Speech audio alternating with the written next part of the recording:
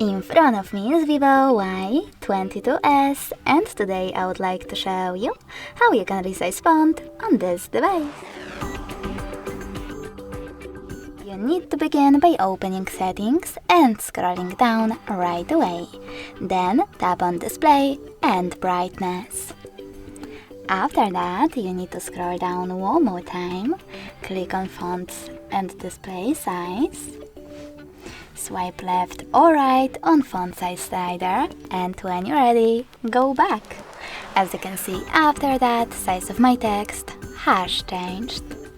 Thanks so much for watching. If you enjoyed this video, smash that like button, comment and subscribe.